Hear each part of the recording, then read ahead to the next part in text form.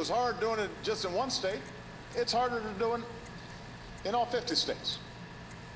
Especially when the governors of a bunch of states and half of the Congress aren't trying to help. Yeah, it's hard, but it's worth it. It is the right thing to do, and we're going to keep moving forward. What could happen here in Massachusetts could happen all across the country. And for them and for you, we are going to see this through. For the fewer than 5% of Americans who buy insurance on your own, you will be getting a better deal.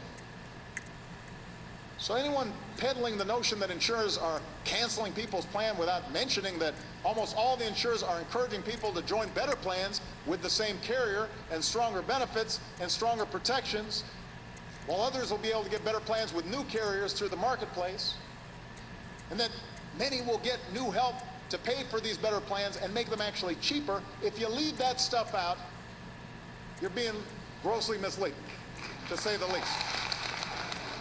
All right, so challenges for both sides, given those poll numbers. So Harold Ford Jr., I'd love to hear what you think the options are for the White House in terms of getting anything done and also pushing Obamacare through to a time when the website actually works to try and get 7 million people lined up. Someone screaming. And then Nicole, in turn, the challenge for the Republican Party to try and bring themselves back. Harold.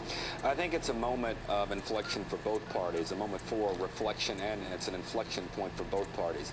I think it's time, as I've tried to say before, the president has talked about pivoting to immigration reform as his next step. I think the real step, or steps have to be, one, fix the health care enrollment challenge, ensure that Americans who want to find affordable options. I think it's important that the White House and HHS and other agencies ensure that the American people are able to do that. And two, get us a good, solid, medium to long-term budget bargain deal. Reform entitlements, reform the tax code, get back to doing the things that the American people want us to do. And then I think it takes a Republican Party willing to do that. But I think the president has to lead on this front first, because much of the onus is on the administration to do that. I don't know your feelings. Yeah, well, look, I think Republicans have been inflecting and reflecting ourselves into fits. And listen, I think that the White House is in a moment, I'm not sure they even recognize how imperiled the rest of